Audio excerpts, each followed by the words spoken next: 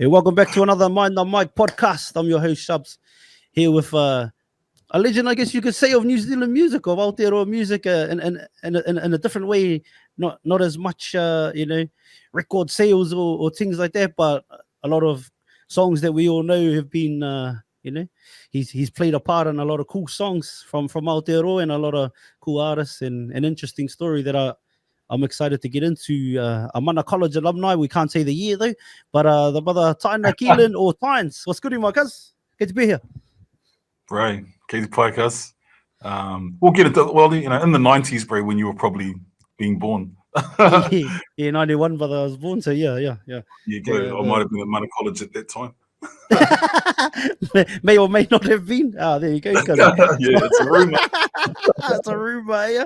Shout out to P-Town. But anyway, brother P-Town, did you grow up there, Zoes? What's the go? Hi, bro. I was born in a little place called Marton, which is if you turn left at Kenson and head out towards Whanganui, you'll go past a little place called Lake Alice, and there's a place there called the Lake Alice Lunatic Asylum. It's actually called Lunatic Asylum. It's on the big sign outside, and it's true. Where my dad used to work, and so we lived in Lake Alice. And I was born at Marton Hospital, which is a little town there, and it's in between sort of Bulls and Sanson. So when you're driving from Wellington to Palmerston North, you get to that T section. When you turn left to go to New Plymouth and Bulls in there, and right to go to Palmy. You turn left, go down that road, and you'll turn off and you get to Marton. It's pretty off the beaten track. I was born there, but bred between Porirua or Titahi Bay mainly, and Uawa or Tolaga Bay on the East Coast. Yeah, so, but not one. There's another rapper that came from Marton too, isn't there? That was all right. I'll tell you, I'm not sure, but I'll tell you who's lived there for ages is my cousin Chad Chambers. Oh, he true. Was down there for ages, yeah. I think he might be back in Toko now, but he was down there for a while. But yeah, I left Marton at 5, and we moved to Porirua, to Cannons Creek, and started my schooling in the hood. Oh yeah. Oh, because we did what's the bro's name? Was it what was his name? K1 or whatever. Wasn't he from down this way somewhere? Oh, he's from Masterton, bro. Oh, Masterton. My bad, bloody hell. Yeah, my bad. Yeah, K1's awesome. He's a really lovely guy too. We actually did a song. I've got so much unreleased songs on my computer. We did a song. I've got one on my computer, me and him, from a few years ago. Yeah, mean. But he went hard for a few years, like 10, whatever, 12 years ago. Was going on, Yeah, you never lose it, bro. Like the bro could I think he runs a business and stuff now, but he could just drop it at any time and drop some music, and it'll be mean as. He's awesome. Yeah, hard. Sorry, the old you're talking, but I don't know why I just confused that because my father come from Whanganui, but they're like actual. So not me. I didn't grow up there. I grew up like Whakatane region on my mum's side, but my old man's father, they all come from up Wongas, brother. But solid. And 5 years old, and then moved out of there. Yeah, we moved to Cannons Creek, man. I was 5 or 6. Let's go. Went to Cannons Creek, and I went to Porirua East School, and loved it in Cannons Creek, bro. McKillop Street, off Mungevin Ave, and then we some would say moved up in the world, but I'll just say we navigated our way across the harbour to Titahi Bay. And my formative years, I grew up in Titahi Bay, much like Tamati and Jacob and TJ and lots of other people from Titahi Bay as well. So great place to grow up. Beautiful beaches, beautiful ahua people. Awesome. Yeah, solid, brother. And so how long? You said you grew up between there and was it in Gizzy? Was it backwards and forwards? Uawa, Tolaga Bay, bro. Just about 50 kilometers north of Gizzy, there's a little place called Uawa, or Tolaga Bay, and it's Cook's Cove is there, where Captain Cook came to first kind of landed, I think, or that dirty bastard. I think the Uawians might have welcomed them in, because I think they must have thrown the bro Tupaia off the boat to say "Kia ora, my bros," and then they said, yeah, that's right, because he could call it away the old Tahitian, yeah.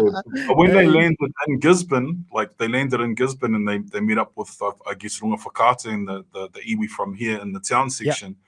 They jumped off and they murdered a couple of young fellas and whatnot, and they it was just nothing but beef. But I think when they headed up the coast, they must have learned something and chucked the burrow off first to go and Kasi, kaya have a kōrero, brother. Hey, wait, funny, the very, like, I was talking to someone about that the other day, about Tupaia, and how, like, throughout Polynesia, he could speak that, or, somewhat, you know what I mean, similar. And then the boat gets to not too far over to Australia, and no good, eh? Then the boat was with nothing. Get down I've there heard and that. scrub that be a dick boy now, boy. I've heard that. Well, I heard also Yeah. that like when they were in Tolaga, because they stayed there for a little while. I guess this is just what I heard. Don't quote me Yeah. on this, but that he was quite friendly with the local girls, and we all most of us in Ooh. Tolaga, a lot of us whānau lines from Taitanga Hauiti might be a bit Tahitian, and Oh, so true. Hey. when so we've sent groups to Tahiti, and Tahitian groups have come to Tolaga, and I guess it's a bit of a kia ora cuz, those ones. Yeah. And I guess speaking of our people in general, the great voyagers, the great migrators of the Pacific, I think we were probably Tahitian before too, or like one far now, not too far back probably too. Aye, cuz, and I haven't been over to Tahiti, but I plan to get over there in the near future, and wouldn't mind playing some shows over there actually. But yeah, it's something I really want to do. Trace that kind of lineage and check into what they were like, and what because we're really similar looking. When I was in Chile did some shows in Chile with Rob Well, because you Ruha get and that up on we. Real Hall. Well, that's what I was getting to. So we went to Chile, played at WOMAD in Santiago, and a group of Rapa Nui people came to watch us. So they came, and it's a long way from there to Chile. It's like a flight or something. But but I think they're that they might be governmentally supported by Chile. I believe that's the case. Anyway, they came over to watch us, and they wanted to meet us and talk to us. And we performed at WOMAD. It was me and heaps of people. And then the next day we did like kind of a cuppers session. That's what you do when you play at WOMAD, and internationally you not only do your gig, you share your culture with the people. So many people want to learn cuppers, and these people from Rapa Nui were really into it, and they come all that way to watch us. It was pretty buzzy. Yeah. Talk about look like us there. I've seen some whanaungas from there. They look like us too, cuz. I was about to, that's a pretty like, but and then we even had a pohuri with local indigenous people there. That was really interesting because whānau Apanui up the coast here have got stories of when they travelled over there and came back with the kumara, and they wrote more tiatia, or they wrote they had songs and stuff talking about how the lessons they were given to planting these kumara and stuff from the Chileans, and it was out of it to go over there with Rob and that, who are from Apanui, and they were saying to them, oh yeah, we remember 700 years ago when you gave us these instructions how to plant the kumara, and we still do them by your instructions, da da da. And they were like, yeah, no, we remember you fellas too, da da da. Like, but through a translator. But it was meant to go through that process of recognition with people that and face to face that we may not have had that recognition for hundreds and hundreds of years. And it's cool to think that we were navigators by stars long before anyone else. Yeah, literally, yeah. And I and kōreros with different people, especially of the Pākehā variety, over these parts, like when they talk about like, our culture and how cool it is and stuff, but then a lot of obviously the Greeks and all of that are put on a pedestal. But like when those fellows were doing what they're doing, baby, we were navigating the vast oceans, brother, and doing some pretty cool shit too. Yeah, you know what I mean. It doesn't really get spoken of in his story. I'm in my studio at the moment at Te Wananga Aotearoa here in Gisborne, where I teach this course in songwriting and production and stuff. And just in the next classroom over there, there's a class on tikanga, and they've got a rāranga class here as well. And it's real cool to have, I guess we could call it our mātauranga recognised in this kind of environment where I wouldn't say we can quantify it by unit standards, but we quantify it by the wairua and the lessons that are learnt and that we can pass it on, taught by people who are actually supported to teach it, and yeah, because that part of our knowledge not being recognized as equal as anyone else's or any Indigenous people's knowledge has been a real bugbear of mine for a long time. Not to make this interview about that stuff. No, but You know, go hard because I'm proud. Like I live in Australia. I've been here for a long time, but no matter where I go, brother, I'm proud to be Maori. Because you know what I mean. Like and I understand. And living here, I've worked in a lot of the communities over here with a lot of the tangata whenua. Not like to afi them in like as a humanitarian or anything, but just like construction and all that kind of stuff. But I've seen a lot of a lot of the bros have got some buzzy corridors and purakos too, because there's like, some of the old people, bro, you sit and like jam with them in there and have a couple beers and, tell some yarns, spin some yarns, even a few of those ones too. And then the yarns, the bros have got out pretty trippy, and even some of the like, you get to some of the caves in there, some of the markings they can show you, like, wow, that's pretty, like, they reckon it's been here this many thousands of years, like, wow. And like that kind of stuff has been, because of, like we said, his story. It's it's been told by a certain demographic for quite a while. We're only just getting through things like Te Wānanga o Te Aroa and all these other mediums, even this, these kind of platforms, and the Kazi Rob, the people like that being able to share their gift with the world and yourself. You get to, put a bit of that mātauranga out there. Put a bit of that knowledge out there. I agree. The more the merrier, the better. Yeah, it's a buzzy thing, eh? I really enjoy that part of it. The part where imparting knowledge and watching the transformation. One of the reasons I moved back to Gisborne, because I'd been living in Perth for a long time, and I came back to. Should have caught up when you were here. Yeah, are you in Perth, are you? Yeah, brother. I've been here for ages, cause yeah. Well, I was in Perth. Yeah, I was just just doing some music stuff. I was working at a place where I guess I'd put these stages onto the back of a truck and for a little while anyway, and just jamming and go out to schools and set them up and do classes with kids, and then just making music and doing my thing, doing a lot of production work from my garage over there. And where was I staying at the time? God, I can't remember the name of it was North Perth anyway. Yes. It's real nice out there. I love Perth, bro. I love Perth as a place. I love a lot of the people there. It was interesting though. It was eye-opening the way that I guess Indigenous culture, I'm not going to say is ignored, but isn't valued the way it should be, in my opinion. That's what I'll say. I won't get too hard into it, but I just always felt like brothers over there, bro, our brothers over there get a hard. And the other thing was that when I'd see young people in town in there, and I could see and I could feel the wairua of intergenerational damage that it came across from just looking into a young fella's eyes, like that we in the park or whatever, or in town there, and they'd come up to me and I'd talk to them, and I used to think, man, that's terrible. And we have it the same here, don't get me wrong, it's terrible here too, but it was really palpable there, palpable in a way, I guess, because it was right in the middle of the city. And I used to go out to the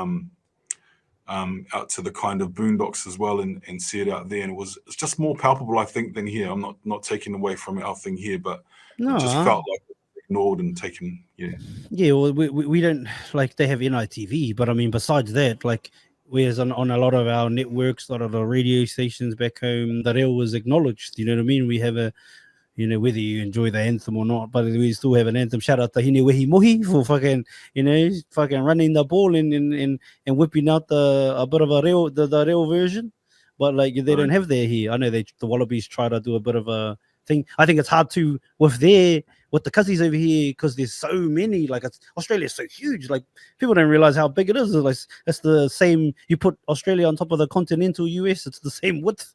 It's fucking huge. Yeah, you know what I mean. And there's so many different mobs as well. The Kazis, you know what I mean. And I guess that's hard. That's probably a hard thing too, to like, which rails do you put into the certain thing, which ones do you ignore, and like their rail can be completely different. I know, just from, like, I worked in like Alice Springs and that, I worked in different communities in northern WA, like Kananara and stuff like that, and even close to like the SA border and Northern Territory border, and their rails are like completely different. You know what I mean? I, So like, yeah. so at the same time as I like you, what you're saying is true because there is definitely ignored, and there's still an outwardly like, oh bloody, let's for I'll just be honest, like bloody abos, you know what I mean? Like there's still that, It's there's terrible. still that shit that goes out there, like that's just normal cuss, you know what I mean? Like, like this, which is shit. Yeah, and if you think about it, hey, for Have you ever had that thing, cuz where like someone says that to you?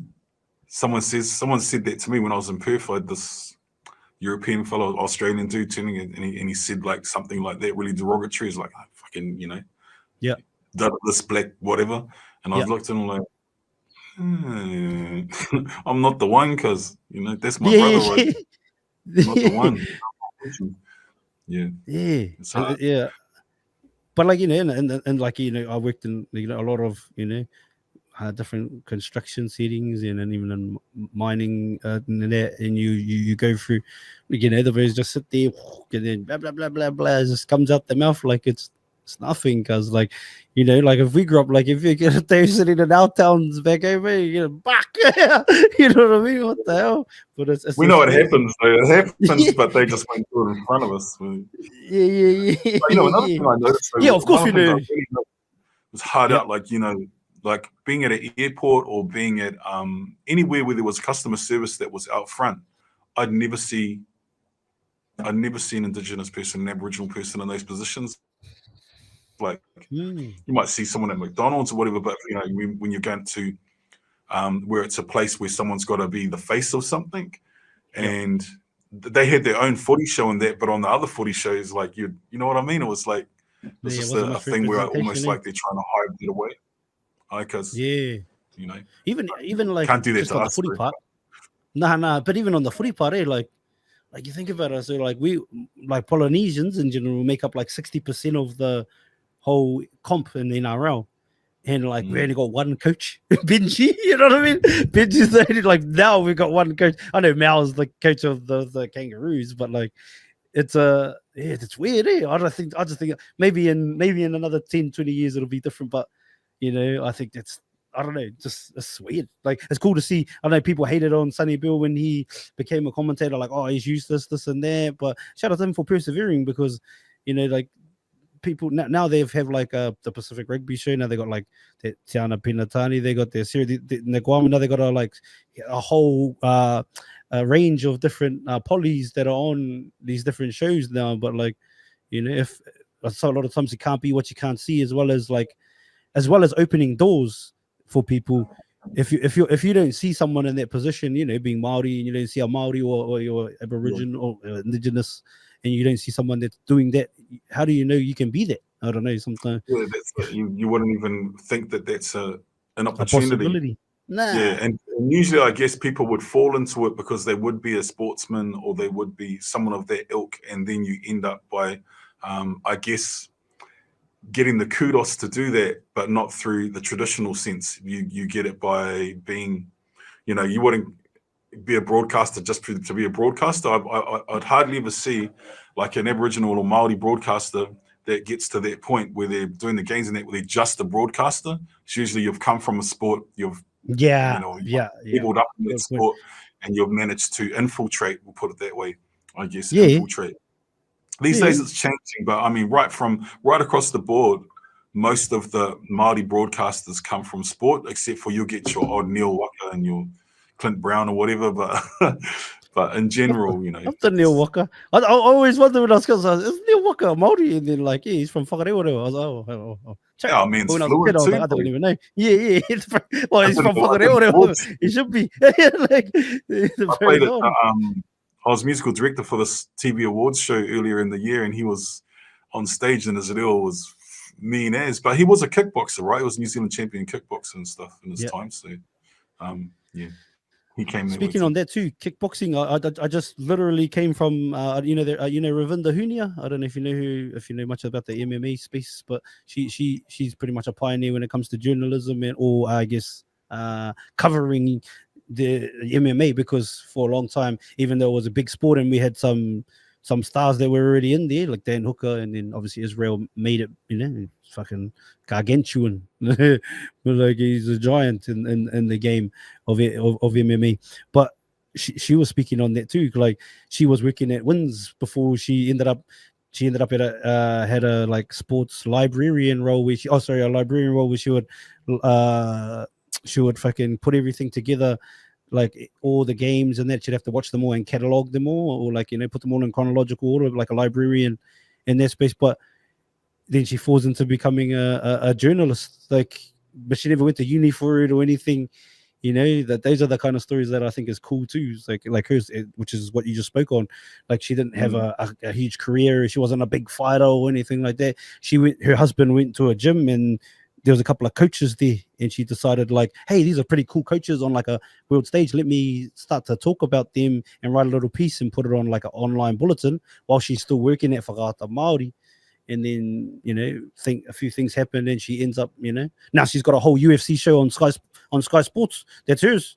You know what I mean? Like, and she's shining light on that, which is I think for a lot of times home's been a bit slow on like showing love to, because we had some boys doing damage around the world but they didn't get no light or any shine because it's not rugby. It's the same in music, bro. It's the same in music. There's a young fellow I know, one of my young bros actually, when I used to go do mentoring at Hatapauda back in the day, and true.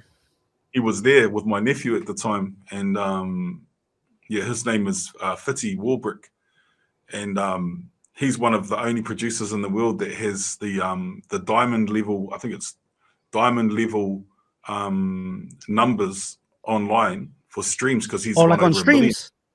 Yeah, he's at over 1 billion. Yeah, streams for his music, because I think it was one of the songs. Be one of the songs he did for Rihanna. But the bro's from Fielding or Sensen. It's from Sensen, and like I've known him for a while. Cool. Like as a bro, I think he lives in Perth at the moment. But bro, I think the last I saw, he was doing John Legend's new album, and but like home, there's no coverage of it, eh? Yeah, there's nothing here. There'll be little mentions of the bro and others like him, but not in a way that I think should be celebrated, especially for the fact that we need those kind of icons and role models for our rangatahi. So yes, people like him and others in sports and not in sports and music and whatever. Yeah. But I think field. part of it might even be that you go over and you do stuff, like, not to put myself in this, but when I do stuff, I don't go around talking about it, you know what I mean, or saying something about it, because, well, there's the old Kumara saying, but the thing is, it's not something you think about when you're just doing the mahi. You're just doing the mahi, you know what I mean? And to harken back to what you're talking about before, the thing about when you fall into something homogeneously, you fall into something organically, like yourself falling into this or not falling into it, it looks like you made it yourself. But what I mean is, you're really good at talking. I've watched a few of your episodes. You're amazing at changing tact and at segueing into different things to keep the conversation active and alive. And it's something that, when you've got a skill set and you can recognize it and then make it work, and you find the space to do it. And that's the thing that I'm going to tell you are missing. They're missing that thing where, or a lot of them are missing that thing where you recognize where your space is and you go for it. Because a lot of our like young people, I won't say just European, but young people, maybe non-Maori, you're given the time and space to do that because you have options. You know what I mean? You have options to figure out what you want to do and where you want to go and what you want to learn. But when you're young and you're worrying about where your next car is coming from, or whether your mum's even coming home tonight, or you're living, 15 of you are living in your uncle's house and there's 6 people in the garage and there's, you know what I mean? And you're just worried about, shit, can I get to school and can I da-da-da? You're not worrying about, there's a course about this that I can learn about. We've even got the internet, and that's one of the things about, man, I'm rambling, sorry, cuz one of the things about I'm a rambler all day. the things about this is that this course here that I do here, I have good computers, production equipment, band equipment, a big rehearsal room, and I have young people and old people and people alike. They come in here because they don't have options. And they want to do this, but they don't have the computer, they don't have the software, they don't have the microphone, they don't have the whatever it is. And I managed to provide that, and then the means to use that, and then they can use that as options. Those are the options that other people get without even thinking about it. If you grew up in Devonport, you might go to the Flash has college up there, and they got a state-of-the-art recording studio. You go up here in Gizzy Boys, you're lucky to have a guitar with 6 strings on it. You know what I mean? And that's the different options, and that's why I love seeing people doing like what you're doing and stuff, because it means that we've found that space and negotiating, and we're navigating it in a positive way that people can see. Sorry about the rant and rant out because we ramble, whatever. No, but that's a big one for me too, because this whole space, in this whole realm. For me, like I had the intent probably 5 years ago to create a podcast, but like and for me, I say I'm making up for lost time, but at the same time, I don't think I would have been. I don't think I was ready then. You know what I mean? Like now, I'm actually, also the being the way that I grew up. I went to like fucking 17 different primary schools, so I had to learn how to talk to people and how to make friends, and just like talking became, making new friends was like second nature, because you had to do it every second term. You know what I mean? Like literally. And then also for the last, what has it been? Probably 3 years, I was on TikTok, like streaming on there for ages, and then before that I was streaming on Instagram, like we're doing lives, but it was like a talk show sort of thing. So I sort of had a podcast for ages. I just never turned it into one until 3 months ago. You know what I mean? Yeah. So in my mind, I had already been, getting my reps in, getting my fucking my sprints in, getting my fucking push-ups in, because for sure. And I'm still a baby in the game, and I'm gonna learn as I go. But my whakaaro is I wanna build the biggest podcast in the world. Sounds crazy, but like if we're not shooting for the top, what are we doing? And that's not that's not even a competition thing. That's just to see if I can do it. On TikTok, I got on TikTok like a few years ago to see if I could, and I found out what these ranking things were, and I just wanted to see if I could take them out just to say that I did it. And then, well, because they've changed now from weeklies to dailies.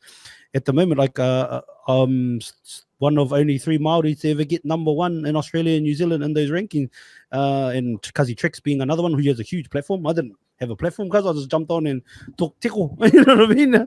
And obviously people vibed with it, because in applying that same philosophy, same whakaaro to this. So just and then also, like I said, I feel like there's been times in my life where I've procrastinated and not done shit. So like now I'm trying to make up for it and not just call it all about it, but just do it. You know what I mean? And that's why we're here. That's the way to live, my brother. I mean, that's me too. Like with the new music I'm releasing now and getting back into being an artist, I felt like, and it's no secret now because I've put out a song about it, that I suffer from chronic anxiety and the associated disorders that go with that. And so, what is that? Chronic what was that? Anxiety? What does that mean? Chronic anxiety, like panic attacks.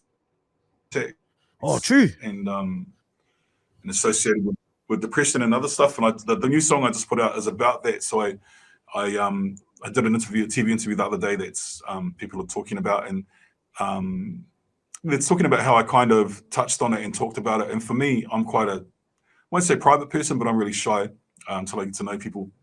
But I'm not one to go out and start talking about the issues I have. But writing the song and putting it out, it kind of forced me to recognize that back in the day, like I know you've obviously interviewed one of my best mates, Tawi Dave or Dave Atai. Back in the day when we were touring around together and stuff, I was a signed artist back then, like I was doing the whole thing. And then I've had numerous opportunities as a signed artist. I signed again with a band that I had, and I had a lot of different opportunities, but I just couldn't bring myself to put myself out there fully. And I just used to put a foot in the water and then pull it out and go back to doing what I was doing, or go back to producing for other people or whatever, because I couldn't face the fact that the panic attacks would hit me at the wrong time. Panic attacks are debilitating, and they're terrible, and they're terrifying, and they start to become whatever it is, sabotaging, self-inflicting, not inflicting. But sorry, my bad. Right, the word is perpetuating, I believe. They become self-perpetuating in the sense that you start to panic that you're going to panic. You know what I mean? Oh, okay. Pre-panic. Being scared, and then that turns into a snowball until you end up, you can't even breathe, and your heart's pumping at your chest, and you're going to faint, and you can't stop it because it's a physical thing. It's a chemical imbalance. You can't stop it. all you can do is fight against it. So anyway, that was my bugbear or my thing that was really bad for my music career. So every opportunity I had to go on to the next level, I'd sabotage it. I just wouldn't do it, So but now I'm fighting against it. I've made a lot of changes in my life. I've gotten healthy, and I've tried to become more mentally healthy as well as physically. And now I've got new music out, and I'm not going hard out with social media and that, but I'm doing a little bit of something. Before I just put a song out, wouldn't worry about it. You know what I mean? Like last year, we put out a song called Top 5. There was me, Mariko, Savage, Scribe, and Flows. And, Weapons. We put out a song called Top 5. I think we should have called it Rappers in Their 40s Trying to Relive Now. And so my brother Paul produced it. It went on his album, and he's from Kawerau. He's working with some of the biggest rappers in the world. He's amazing producer. But when we did this song with him, and I felt so panicky about it. True. Going to the next level. But you know what? Now I'm fighting against it. But I'm okay. Like I've been fine. I've been okay. I've managed to live my life. But and happy with what I was doing musically. I was still traveling, still making money from music, making a living as a musician. I just wasn't having to put myself out there as the artist where everything relies on you. You got to be in the middle of the stage. Imagine I'm standing there at R&V or something, and I start having a panic attack, and I'm like, oh my God, and freak out and fall on the ground.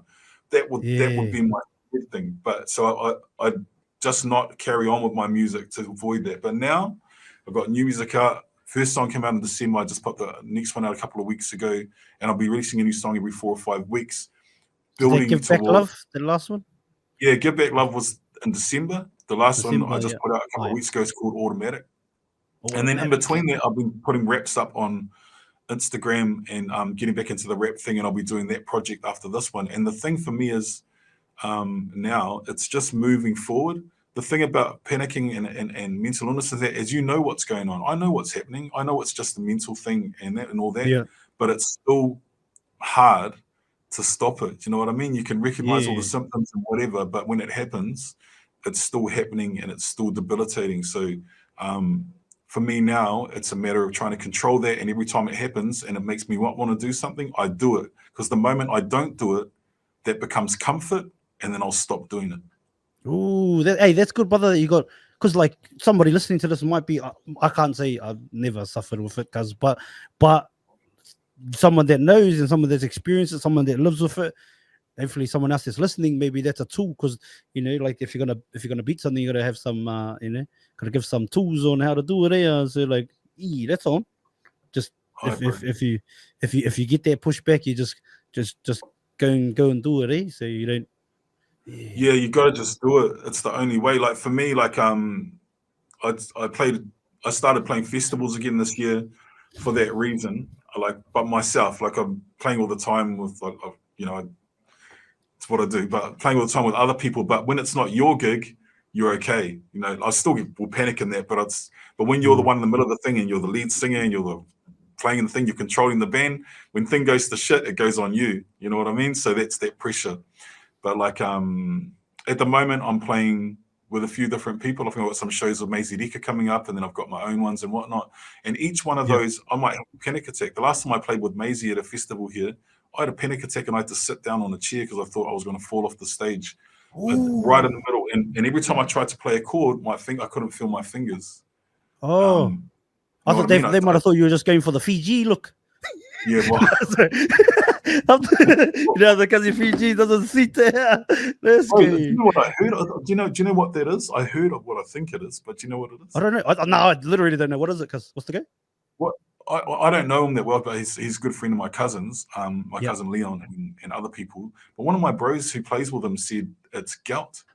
Gets gout right up through. The gout from tour gout. So maybe he comes to New Zealand and cracks open a few kinners. I don't know. That won't make sense though if it is gout, or maybe the cousin just being cheeky, but it could be like that's because gout's pretty debilitating too, like physically. Yeah.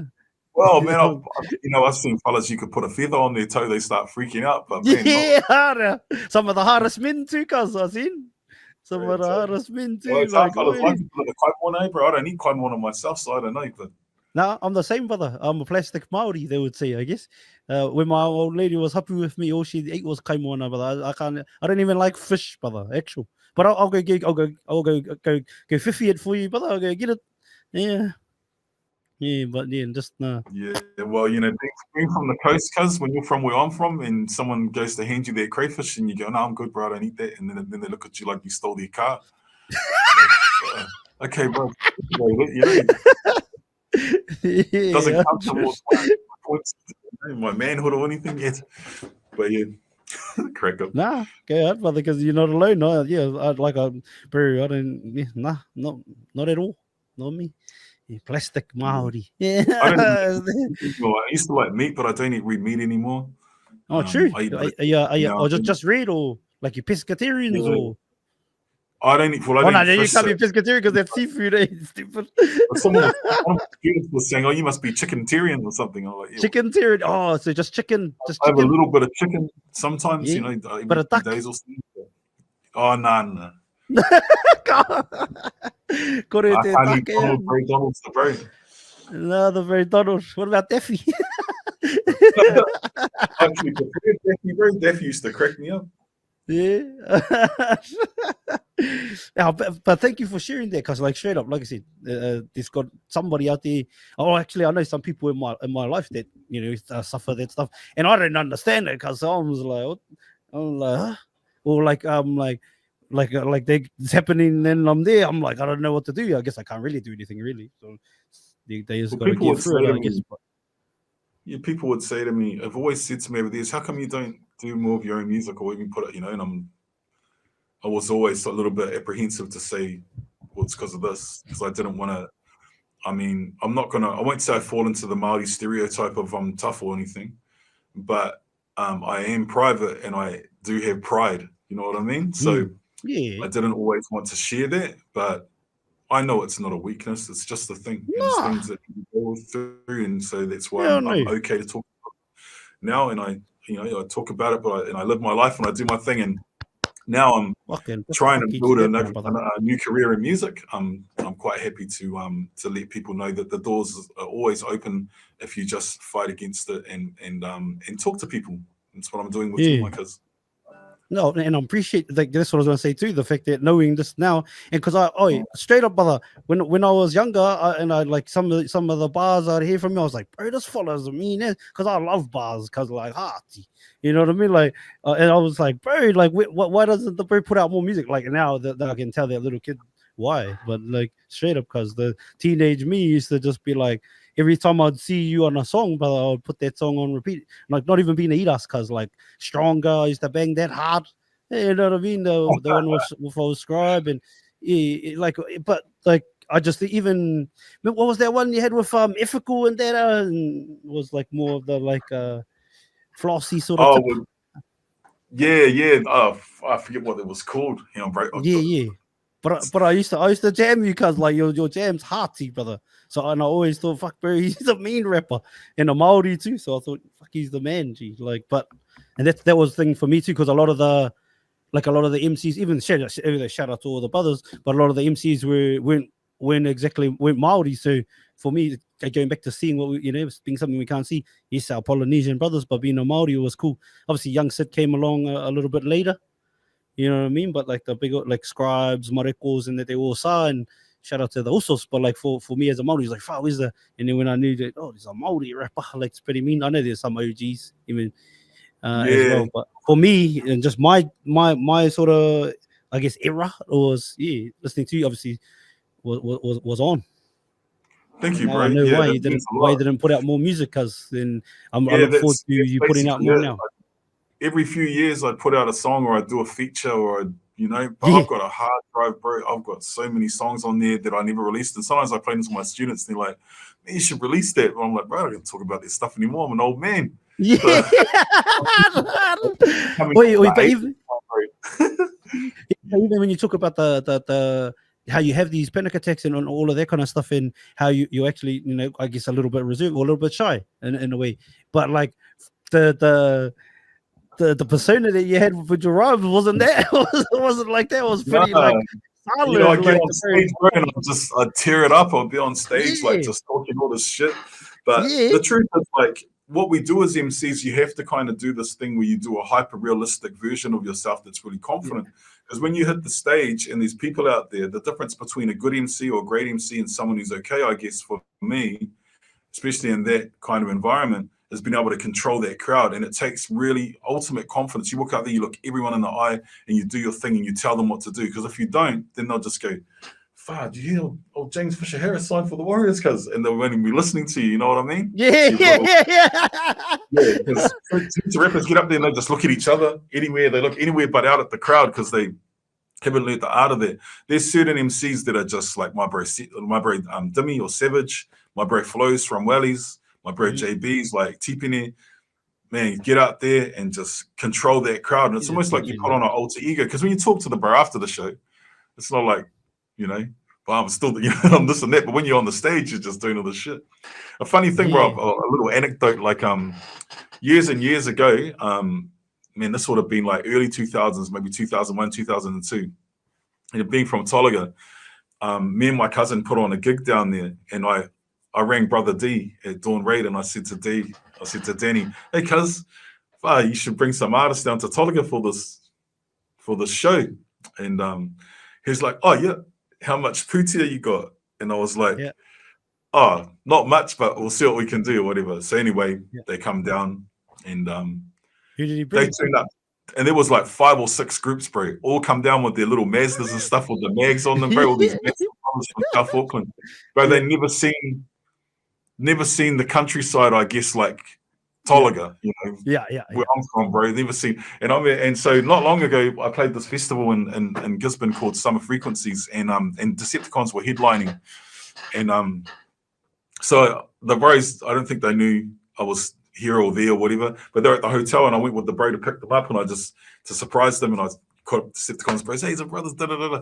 And then Savage started reminding, he goes, "Man, remember that time you brought us to Tolaga Bay, bro?" And we played on the back of a trailer, and there was like sheep in the audience.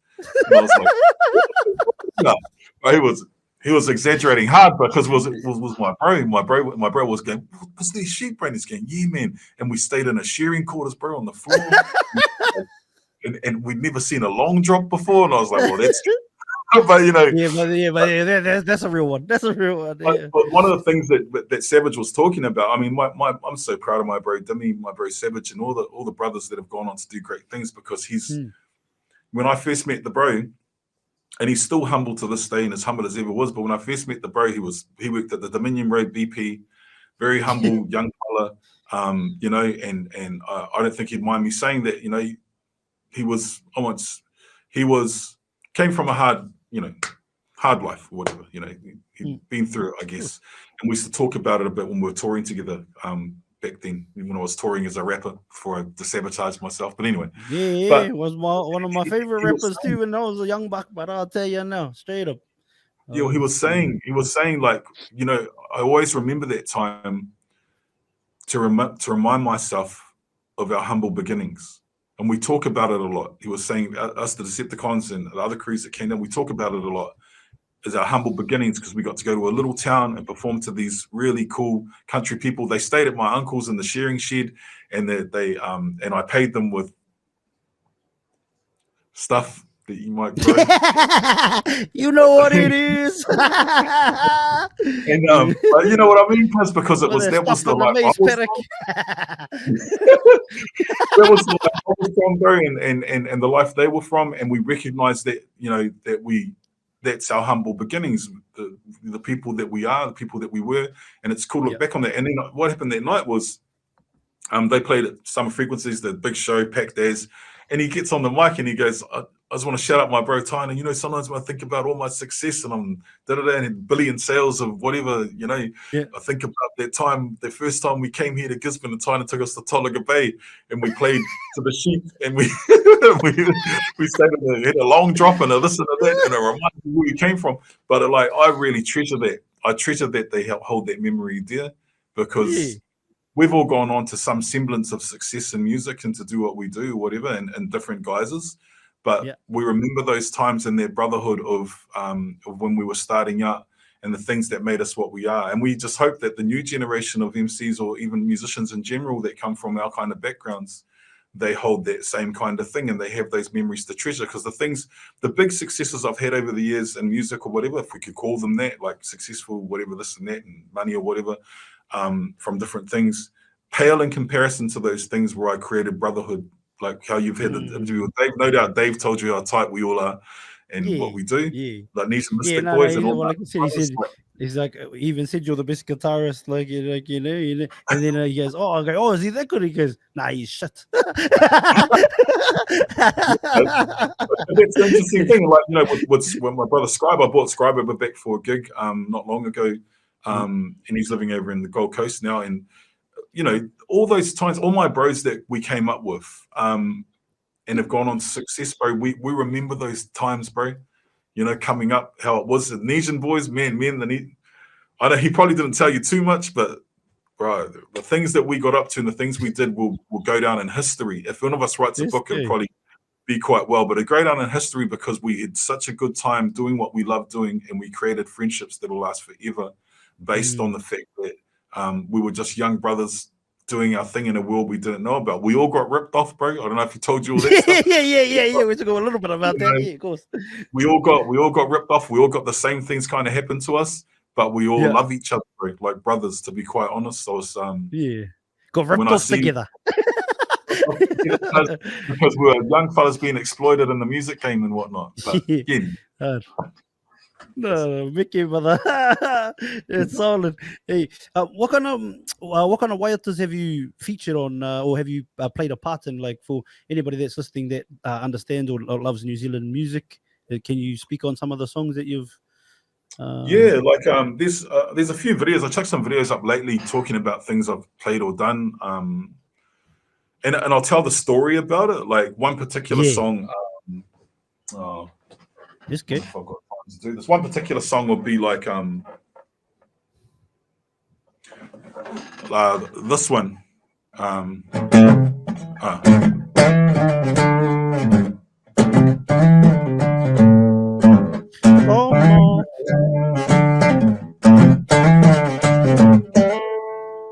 Collie Herb, man.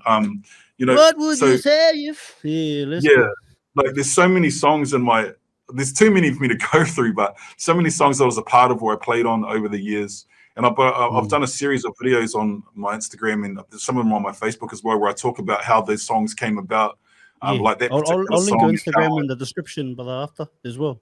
So that's all good, because like that particular song, you know, I was just good friends with the bros, the Catch a Fire boys, Logie and Geordie were just young fellas in Hamilton, and I was living in Hamilton. I was a signed rapper at the time, and Geordie was making beats. He was a producer. He's the drummer for Catch a Fire, one of the Bell Brothers. He was making beats for a group called Four Corners, and we were all real tight. We hung out together.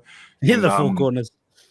Yeah, so Geordie was one of the producers that was making their album at the time, and I think they were signed to Dirty under P Money with Scribe and with David Dallas and whatnot.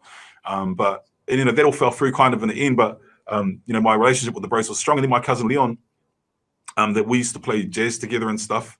He joined. We toured together. We played in Asia together and all that. Well, he joined Catch a Fire, and so got even tighter because he's like my brother. And so, but then you know, over the years, Jordan Logie was just like one time, "Oh, bro, come play some guitar, some songs." And so I ended up playing lots of different Catch a Fire songs that day, like Getaway and all that sort of stuff. And I talk about it in that kind of video. But all those stories are really interesting, and I like that kind of incognito thing where people don't know kind of thing. I mean, the recognition, it's kind of cool. No, but I don't mind talking about it at all. That's why I've done videos about it. But it's kind of that cool thing where people are like, they'll be playing it, or you'll be at a bar and watching a covers band, and they're up there playing a song that you've played on. Yeah, that's pretty cool. Yeah. Like one thing, like that song. There's that song Getaway. You know, Getaway by Catch a Fire.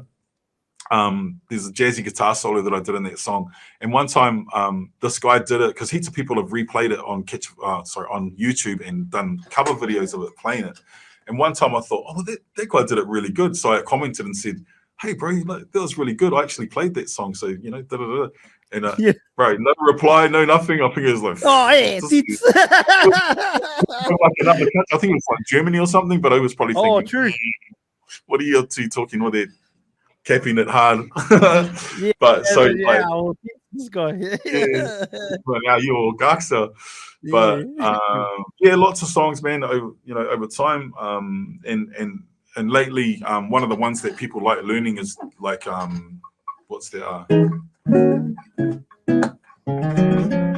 that catch sorry, Kaliga by Rob Ruha, and just lots of songs like that I either produced or I played on. But yeah, check out my Instagram, you'll see more about it.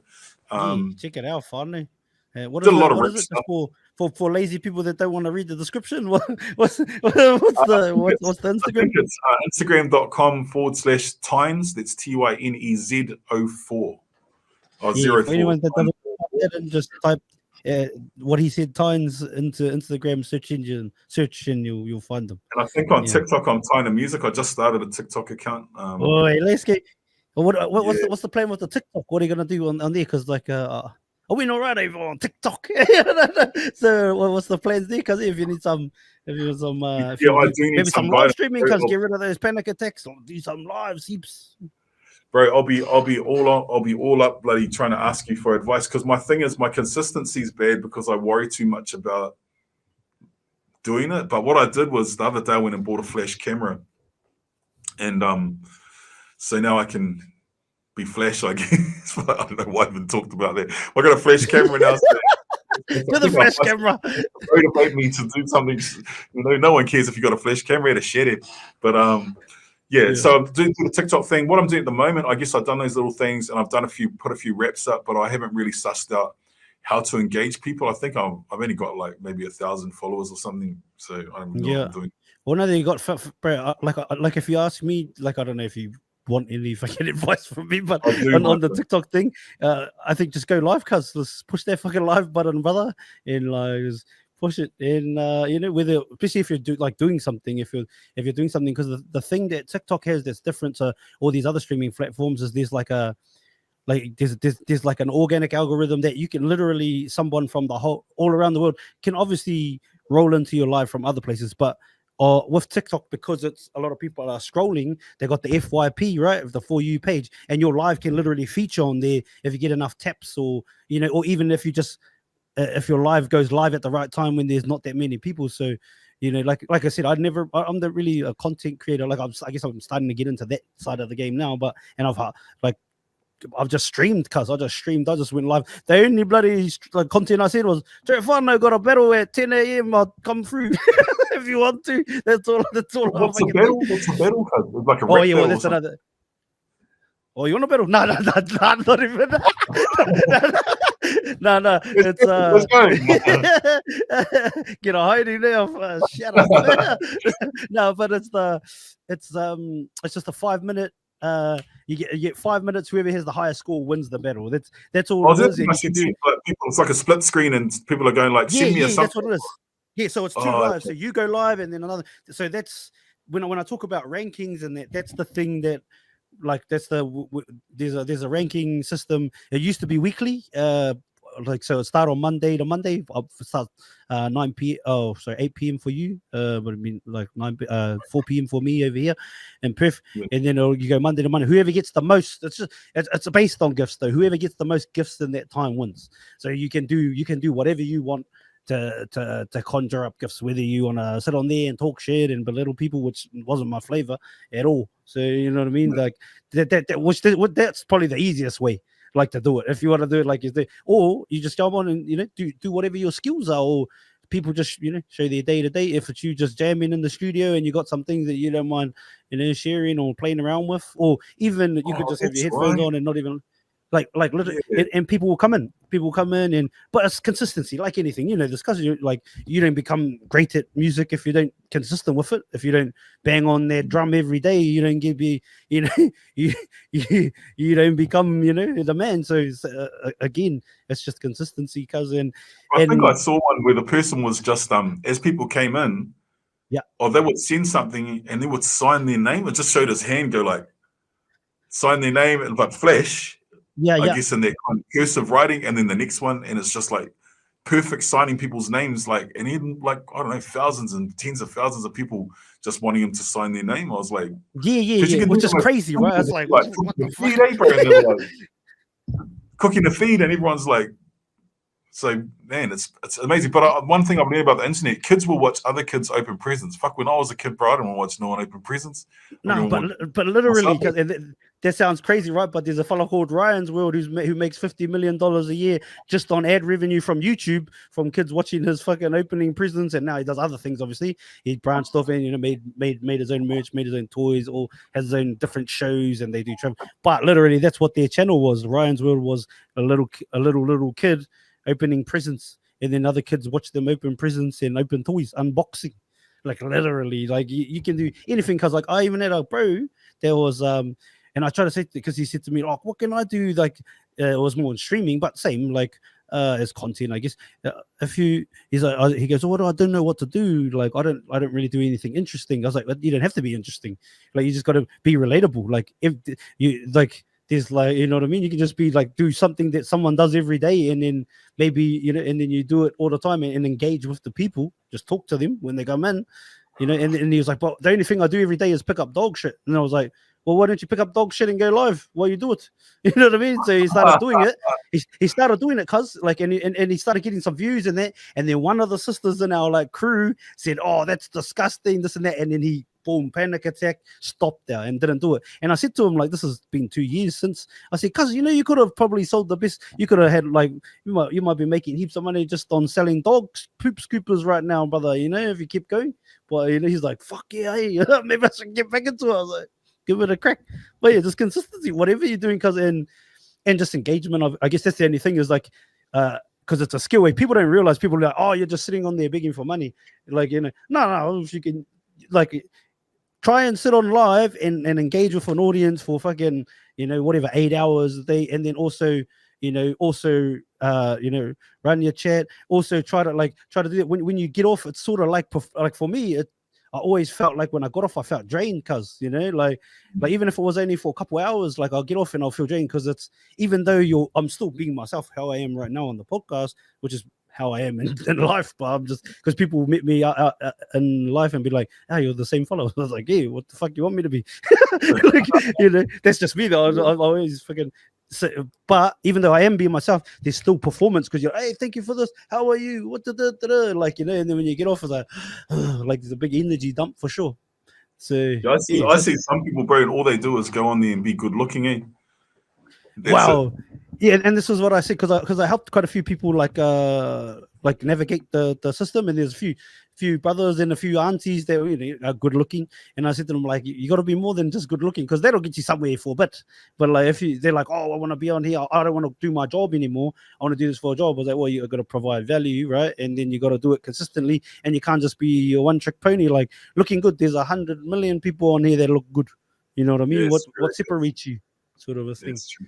So I think just do it, cuz, just push live, go live, man, and yeah, whatever happens, you don't have to do it for rankings, you don't have to do it, just go live, just because on there's like, out of my podcast, there's probably like, I've got like probably a 40-odd guest off there that like are just crazy stories that I wouldn't have met if I didn't like go live with them. Like one, for example, was a lady who was a veteran in the American military. She served in Iraq, and she realizes that she was lied to about the war, about all those kinds of things. But she even spoke about like fucking just being one girl in like 150 dudes, and just being, you know, fucking uncle bullied by the art, and like all those stuff. Like, but like giving her a platform to share her story was so cool too. You know what I mean? Like, and like I wouldn't have met the sister through without TikTok and many more people. Yeah. No, that's interesting, bro. I think I've got a couple of things I could do, but I just, mate, I'm so lacking confidence in my ability to talk. What did you say, cuz? If you don't want to do it, do it. Yeah, say, don't go do it, cuz. That's true. You That's got true. this, brother. Actually, I should live by that in all facets of my life, including TikTok, I guess. Yeah, well, you just copy and paste, my brother. Copy and paste, I reckon. And if you're lacking, G, I got you, brother. I got you, cuz. I got you. I got your mean song for if you're lacking. Because you're stronger, But I believe it. Yeah. I remember one time with that song, I remember I bumped into, I guess he was called Consai at the time, but Dave Dallas, as Dave people know Dallas, him. D-Dot. We used to be we had a big crew, but he was kind of a part of it, but not. But PNC was part of it. It was called Breaking Records. Bro, these are MCs, G, like yourself, PNC, we D-Dot. were all in one crew, bro. There was all of us, RES, all the RES boys, like Tech Swift in there. You know, Dave, I was kind of on the side of it. PNC was part of it. JB, Rizvan, you know, Riz, the man, bro. Like me and as MCs, and we used to tour together like this big group of mean MCs of like just heaps of us, bro. We're like, I don't know, Islander Maori Wu-Tang, but we're the Paka fella as well. The Maori Wu-Tang, yeah. Actually. You know, but what was that song? Who better than this on the remix here? Yeah, that's the bros. And so, but that's where I think my most famous punchline, bro. People still come up to me in the street and ask me about this punchline, or I'll hear someone. I was in Perth, bro. Saw someone with a Breaking Wreck t-shirt walking down the road, and he yelled it across the road. It's an inappropriate one. I'll say what it is, but it's a bit rude. All good. Yeah, I mean, because like it's just this one particular line I said in a rap. It's something like the song was called, I can't remember, but it's me, Louis Nux, and rest in peace, brother Louis Nux and Rizvan. And the song, like, it was a cool song. And then I said something like, no shit, Tyna can root. What was it? Get a grip, I never slip like a Spider-Man suit. So it's Tyna can root, get a grip, never slip like a Spider-Man suit. Got you pussyfooting around like vagina skin boots. And that line, bro, people come up to me all the time and fucking say that line, but they always get it wrong. And the other one they come up to me and say is, I've never been venomous such. Too many of you are hanging off Eminem's nuts. I'm like Helen Clark's pussy, I've never been touched. That one is the other one when people come up in the street and they're like, bro, they just rap it to me, or at inappropriate times too. Like I'll be talking to like a cut or someone in a bar or something, having a conversation. I just hear this rapping coming from the side of me. Helen Clark's pussy.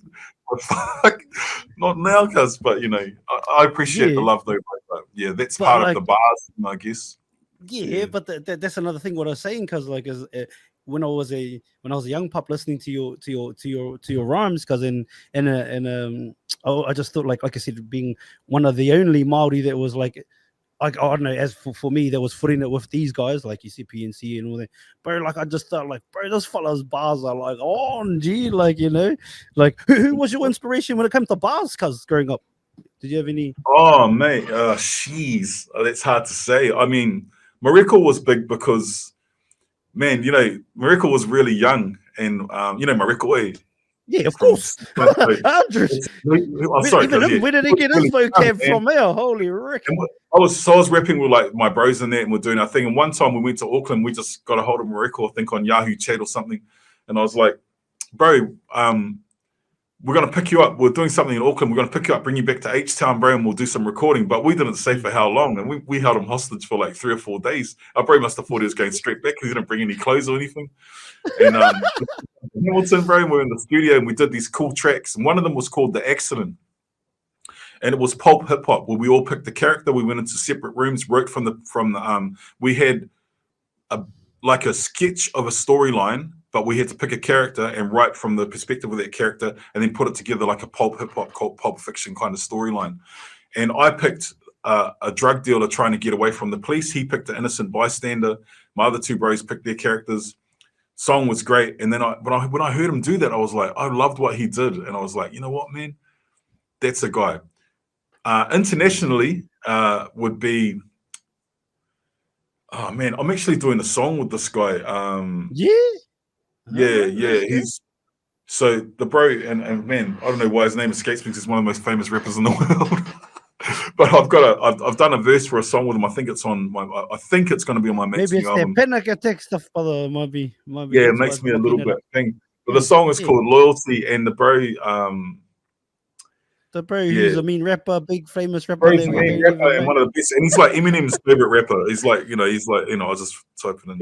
Who's this? Royce the 5'9"? No. Yeah, he's Royce the 5'9"'s favorite. So Royce the 5'9" and the other and Eminem and the other fellow that passed away. I forget everyone's name right now. Proof.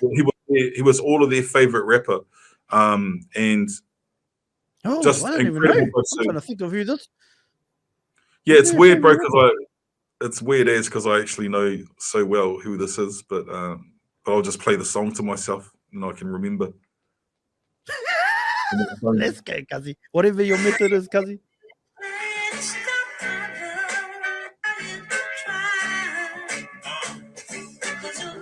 In the crib, threw my keys on the dresser, fitted down low, contemplating all the pressure. Mama always said every day. Well, that's my verse. I was gonna say, I don't know. I was like, that sounds like someone. No. No. Okay, who's that's my verse. I know how to find it, bro. I'll just quickly go like this. If I type in Ricky's name, I can see the email. But so he was a huge influence on me. And then there was EPMD and K Solo. The bars thing for me though was that I read a lot. And that's what I say, Kazi. Yeah, and I also think that I think that the bro was the same, like Mariko was the same, and a lot of us that do like Tom. Like I've had heaps of ciphers with like Tom and other people, and in those ciphers, man, like it's just crazy freestyling with the brothers like that, because it's like it's just a thing, man. It's like, bro, like it's just not the same, because some people just have a way that they can a facility with words that other people just don't have, Yeah, bro, especially like Tom, like you took him to Mariko, bro. Tom, like just as a fucking lyricist, oh my god, yeah, like the way he smashes those words together, them similes and things, like holy Ricky, like double and triple entendre, multi-syllable. You're talking about. So his name's Cool G Rap, anyway. Cool G Rap, one of the greatest MCs of all time, and amazing. He was an amazing. Yeah, so I've done a song with him, but I won't talk too much about it because until it comes out, I don't know. So but I'll just say I've done the song, I've done my verse, and I've done my part. But like with Tom, man, Tom is just amazing. He's another level of thinker. I really enjoy the way he approaches stuff, and he's so humble about it as well. But he's one of those things, man. Like I've had ciphers with the bro where he's just blown my mind, and I've been like, man, I mean, one time we had a cipher, and he used the word. He used ostentatious in about 3 different contexts, and did it, I think, in a way that was like contextualized with double entendre and with different ways of, what do we say, euphemistically, I guess, using it for different things, and was just crazy. Like, and that wasn't worth shooting. If you've seen the video, I did a song with Homebrew called "Good God," me and Holly Smith. And we shot a video, and I acted as Brian Tamaki kind of in the video. It's like where's your Mercedes? Where's your Tesla? It's just buzzy. But in that song, Tom just kills it, and but I love it that he doesn't really do braggadocio stuff. Everything is it's social commentary, or it's his thoughts on things, or it's funny. But it's always moving forward and trying to push people ahead in a different way of thinking consciously and doing stuff. And I caught up with him. He was playing in Gizzy not long ago. I caught up with the bro, and bro, he's on a good buzz as like me. Yeah. But he's the man, G. Even want to say like, even just simple shit like I'm in my sickest kick sick, thinking like acting like I'm Richie Rich, and the only time I read the news is on my fish and chips. Like what's that one? He says I sit with idiots who talk about whose titties are the prettiest. I can't remember. Who live in bliss and never see the world, like we're amphibious or something like that. I was like, fuck, this guy's the man. Like straight up. Bro, that's it. Like I've got so much time for the bro and his skill, bro. And the other thing, I was talking to someone about it yesterday, that all the times I've worked with the bros, with Tom or whoever, especially Tom in this case, never been talking to managers. There's no talk about money and all that, man. We just do shit, It's like jam. Yeah. You know what I mean? Like we just do shit. And I just wanted to. Oh, sorry, bro. I'm just going to bring up another line that people are coming up to me with, because lately. Safe. The verse, I put this verse up on Thing, and this is another line. Like I go, Ricky knows I'm still here, kicking my 6 near P-Town bread, where the weak ones are shit scared. I'm Welly Zone Jellystone, the home of the big bear. I talk like a hoary and I walk like I'm Ric Flair. Yeah, I don't know. Yeah. Oh, here it is. 2021. This a year in my dark city. Mic grip, lockjaw, half man, half pity. Welly wide, yes, I mirror my carpity. Tyna, I bring the fucking storm like I'm Tafiti. Martia, hurricane force, blow the path clear. Aotearoa, yeah, I left my fucking mark there. Was the Tafiti Martia. Heaps of people have come up to me and wanted to know what was the thought behind that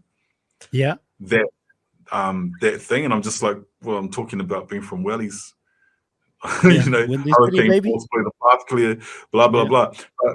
It's a real cool thing, like when you're talking to MCs in there, is the recognition, because it means people are listening. You know, they're really listening. Because a lot of stuff with Tom, no shit, I see you're really listening, but a lot of people that listen to it, and it just goes like this whoosh, over their heads, and they get half of it and they think they've got it, but man, half of it's just going whoosh. And I find that, not to pick myself up, but a lot of my verses, they go, but you bring up the stronger verse. Like I used the same rhyme scheme, I think, almost through that whole verse. And I remember I caught up with Dave, with Conso, Dave Dallas, and he goes, bro, you did the same rhyme scheme all the way through that verse. It's mean.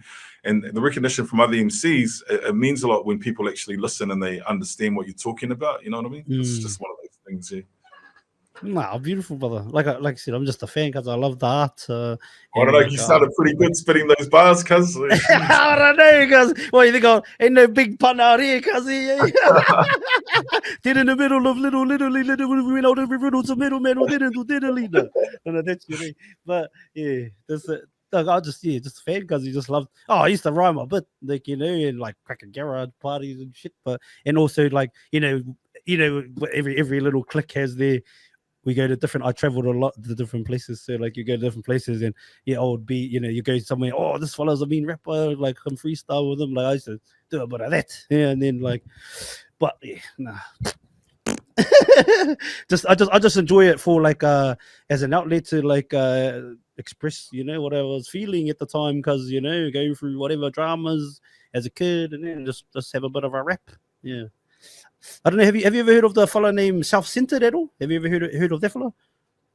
I've heard of. I wonder if I've heard him. Is he from here? No, he's my uncle, but he's my dad's little brother. But like he sort of got me into like rhymes and that when I was a kid. But he's actual ill as fuck, brother. But he just never he did stuff with it, but he didn't like. I don't know if it was maybe like you. Maybe he had panic attacks. I don't fucking know. I'll talk to him about it. But yeah, he was a big inspiration for me as a kid. He's the one that showed me you could write your own rhymes, brother, and stuff like that. Yeah. But yeah, I just love. Where's he from? From Invers, that's why it's called Self-Centered. Self-centered. Okay. Yeah. From Invers, but like they're from Wongas, but they like born and raised in Invers. Yeah. Yeah, JB, the fellow I used to rap with, JB's from Wongas, from Castle Cliff, and well, he actually lived over those ways too. I think he used to go to school with I think it was one of the House of Sheen boys. I think it was Isaiah. Yeah, one of them. I can't remember. Quite young. Yeah, but he moved back up to Wongas when he was a teenager. But before we get out of here, my cousin, I just want to ask you a couple more questions. I wish I had way more time, but I feel like we could yarn for ages. But I just gotta go watch this Warriors game and stream it. Stream it. We're not streaming, but I'll go and watch. Well, you can come on the stream if you want, Gus. We just you can come on and jam with us if you want. No my brother. We watch every game. I've got a couple of questions. If you could only have one kai for the rest of your life, what do you choose? One meal. Oh, bro, that's a hard one. Man, you know what I've been eating a lot of lately? Just really well-made poached eggs on toast. Ooh, wait, how good is a well-made poached egg? Because like a lot of people don't know how to do it right, brother. So. Yeah, I hope that I do it good, but it's got to be a certain kind of consistency and just the right amount of pepper and the right amount of salt. Ooh. And the bread has to be toasted the right way, and it has to be either sourdough or I like this particular kind of phrase. I'm quite particular with my poached eggs, my bro. That's what I've been doing a lot of lately. And another thing would be maybe I don't know. I like good pancakes, but I'm pretty basic bitch when it comes to kaikas. Yeah, pancakes. Yeah, listen. If you could have a superpower, which one do you choose and why? Oh, bro. Maybe. Well, I always wanted to be good at footy. So let's go. Oh, you weren't good at us. Nah, I think I was okay, but I lacked the apple. I had I think I had the physical attributes. Like I was kind of quick. Fucking huge. Yeah, I was kind of quick, kind of a little bit big and at school, but I didn't have the confidence. But my older brother was really good. Like he played a lot of reps, was junior Kiwi and all the rest of it. And his son now plays in New Zealand 7 squad, and like they got their thing. But myself, I'd go to play a game of league or something, and I'd lack a bit of apple, and then after the game, so someone would go, "Oh, you Billy's brother? Oh, bro, you're on our team." Next minute, you Billy's brother. I don't know if you're Billy's brother because you're a bit soft, Yeah. But it wasn't that good. But I grew up with a lot of amazing players that but I wasn't. Wish I had that apple. So superpowers, 40 powers, speed and strength. Yeah. Or just you probably had the strength, just didn't have the like you said, brother. That's all in there, and then but different, because obviously you had your calling different, brother. With those fingers doing different things. Yeah. Yeah, I used to bung my fingers up too, cuz all the time playing footy.